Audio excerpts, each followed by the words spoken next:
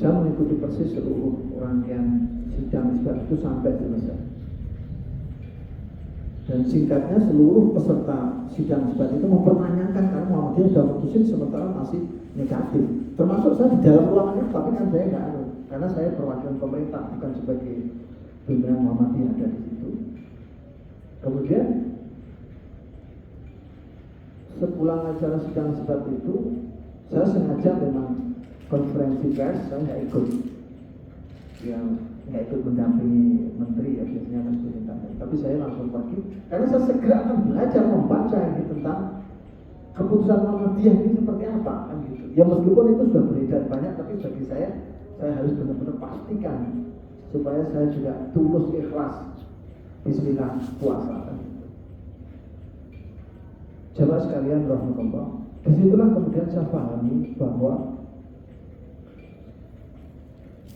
Muhammadiyah mulai menerapkan di 1 Muharram 1446 Hijriah itu menggunakan konsep kalender Hijriah global tunggal. Jadi Muhammadiyah itu mendorong KHGT. KHGT itu adalah kalender Hijriah global total. Apa? Itu global tunggal. Tunggal. Artinya berharap Muhammadiyah itu mendorong umat muslim sedunia punya kalender tunggal hijriah gitu. Yang itu menjadi rujukan seluruh muslim di dunia. Persis membayangkan Muhammadiyah itu membayangkan persis seperti hijriah. Hijriah yang 1 Januari itu seluruh penduduk dunia kan nggak ada perselisihan. Selalu 1 Januari ya 1 Januari semua di ujung kutub sana 1 Januari ya cuman beda matahari aja. Ibaratnya cuma beda aja. Ibaratnya Indonesia Timur itu mulainya tadi jam 4 itu ibaratnya tengah, tambah 1 jam 5, kita Indonesia Barat namanya beda gitu aja. Tapi tanggalnya tetap tanggal 1 Januari sama. Nah itu yang diharapkan Muhammadiyah dalam kalender Hijriah. Tidak ada lagi perbedaan ya NU hari ini atau pemerintah khususnya Indonesia, perspektif Indonesia hari ini, kemudian nanti Arab Saudi itu baru atau bahkan kemarin, kemudian Muhammadiyah juga kemarin atau mungkin bahkan beda dan seterusnya. Dan Muhammadiyah memandang betapa pentingnya kalender Hijriah ini untuk umat tunggal, umat muslim yang tunggal. Maka sejak Muktamar di Solo itu sudah diputuskan Muhammadiyah akan mengadopsi KHGT, kalender Hijriah global tunggal. Kemudian, tapi ini bukan tiba-tiba, ini sudah sejak 1937 sejatinya. Ya, 1937 itu yang namanya Muhammad Syakir, itu adalah ulama Arab Saudi yang benar-benar membuat kalimat bahwa sudah selayaknya umat muslim itu memiliki kalender hijriah tunggal untuk persatuan umat muslim. Itu 1937, namanya Muhammad Syakir. Itulah yang kemudian dirujuk Muhammadiyah. Selalu kemudian dipelajari dan persisnya sejak 2007 Muhammadiyah benar-benar konsisten mempelajari tentang majelis takjid dan juga para ahli ilmu hisab di Muhammadiyah, mempelajari bagaimana pola perhitungan itu sampai kemudian sejak 2007 Muhammadiyah itu menyeminarkan ini di seluruh seminar-seminar internasional, bagaimana mengajak umat muslim untuk kalender global tunggal ini, termasuk sampai 2016 itu ada namanya deklarasi kalender tunggal di Turki. Nah, di Turki ini kemudian hasil musyawarah itu atau keputusan di Turki ini mengadopsi bahwa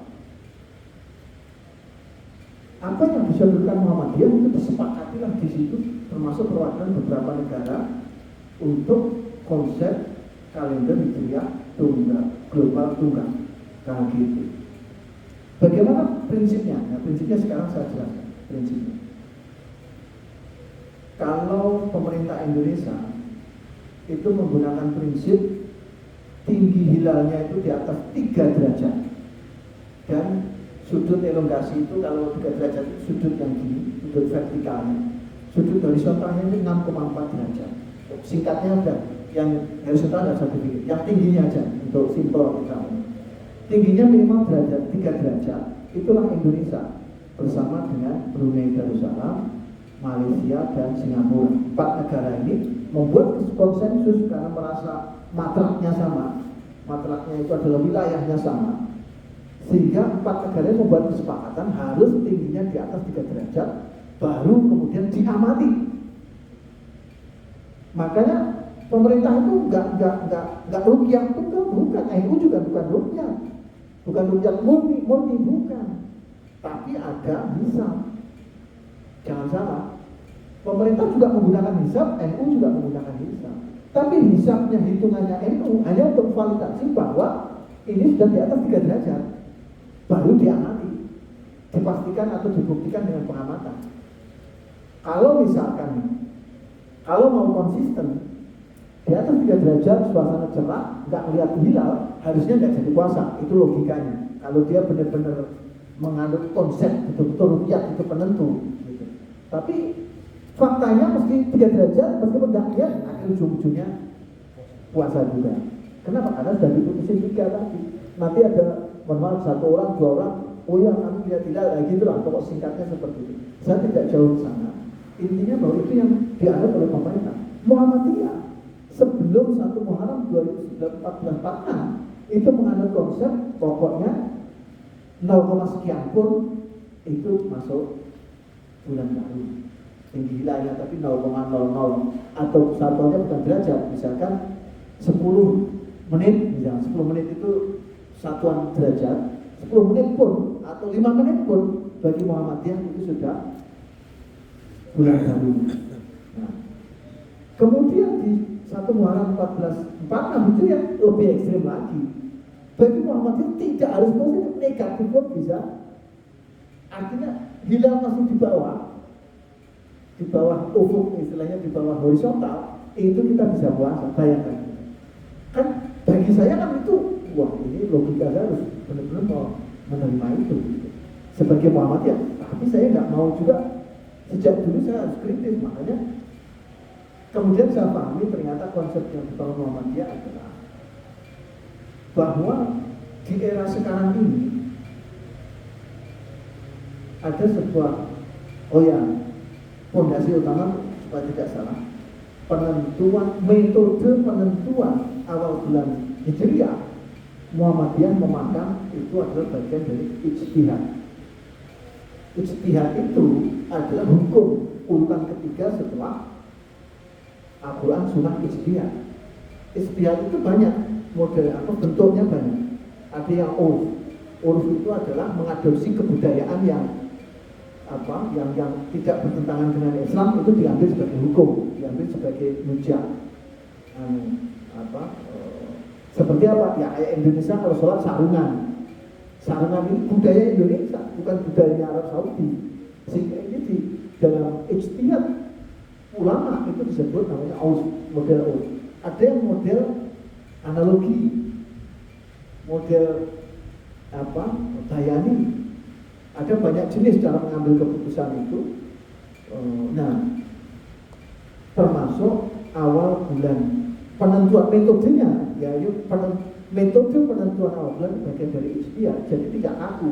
Gitu. Nah, sehingga dengan dasar itu Muhammadiyah menggunakan konsep bahwa selagi hilal itu terbit masih dalam malam yang sama di suatu wilayah, maka itulah masuk bulan.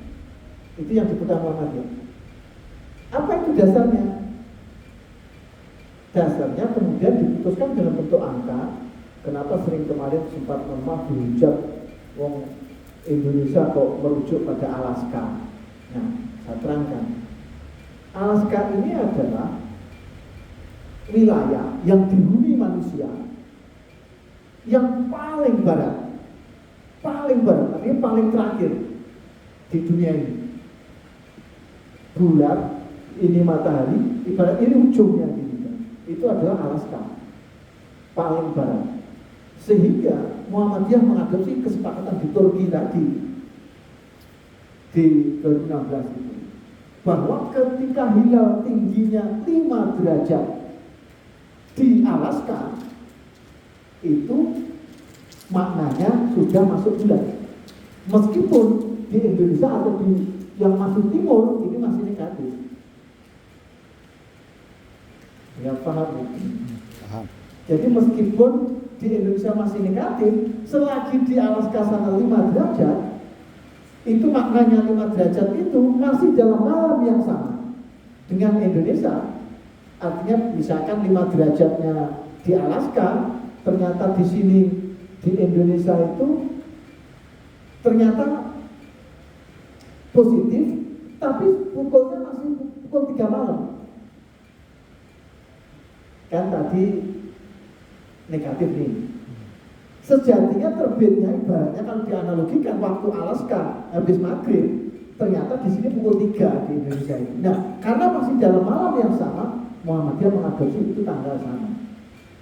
Sampai menjelang fajar, sampai menjelang waktu subuh. Selagi ada terbit hilal di wilayah manapun, khususnya di Alaska sana, karena ini paling ujung 5 derajat, dan di Indonesia masih masuk malam yang sama, maka kita malam itu masuk tanggal. Itulah yang diambil ijtihadnya Muhammadiyah. Nah, ternyata kenapa tinggi 5 derajat? Ketika dihitung ternyata 5 derajat itu ditarik ke timur, ternyata di Mekah itu selalu positif. Selalu positif, maka nggak akan ada perbedaan. Nggak akan, ini kan awalnya disangsikan bahwa Arab Saudi akan tanggal 19. Awal yang beredar kabar seperti itu.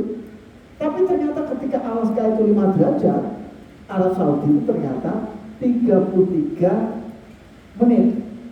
Nggak sampai 1 derajat, positif 33 menit. Mohon maaf ya, satuan derajat itu derajat, menit, detik. Itu. Nah derajat, nah itu Arab Saudi itu 33 menit. Artinya benar-benar kecil, baru positif gitu aja. Baru nongol gitu aja, 1 derajat aja nggak ada. Setengah derajat ya berarti kalau 33 menit.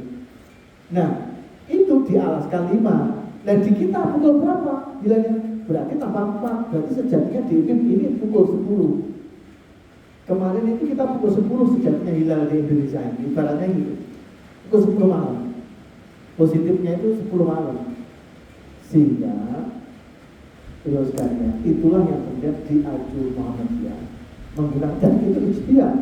Boleh. Itu adalah ulama yang mengatakan. Kenapa? Karena ketika kemudian Muhammadiyah itu ngalah baru besoknya puasa, ini nanti sudah terlalu tinggi. Hilal di hari berikutnya sudah 8, di Indonesia saja sudah 8 derajat. Itu sudah tinggi sekali. Artinya benar-benar bahwa Muhammadiyah mengambil ijtihad itu selagi malam yang sama sampai sebelum waktu subuh ada terbit hilal dimanapun secara hitungan, maka disitulah masuk ya. Baru disitulah kemudian saya yakin, oh ya ternyata ini dasar yang digunakan. Sehingga baru saya terawih malam tadi. Itu artinya apa? Ya kita senangnya di Muhammadiyah itu ya pakai ilmu gitu loh. Bahkan kalau sampai baca dengarkan YouTube-nya si Gus Bahari, ya kalau gitu kalender jadwal sholat hapus aja, bakar aja semua kan gitu itu. Iya. Karena beliau itu juga orang yang totok, tapi ternyata memang ilmuwan, jadi ya dia mengakui kalender hitungan hisab itu diakui gitu loh. Sampai memarahi orang NU lah istilahnya dia itu, jangan kolot menuduh orang yang anu dan seterusnya. Artinya apa sekalian? Insya Allah apa yang kita ikuti ini insya Allah sudah benar insya Allah, dan kita yang menjamin atau para ulama yang jauh lebih pintar dari kita. Saya kira itu untuk 2 paragraf, yang tadi paragraf sholat tahajud, yang kedua paragraf tentang tahlilan. Dan saya inginnya sebenarnya para guru-guru supaya paham betul masalah ini, sehingga saya hanya menyimpulkan dari sisi ringkas saja yang mudah dengan bahasa saya untuk menjelaskan. Saya kira itu mudah-mudahan ada manfaatnya untuk diri saya, kita semua, dan mohon maaf bila ada yang tidak benar. Bila pada diri yang selamat dengan Allah.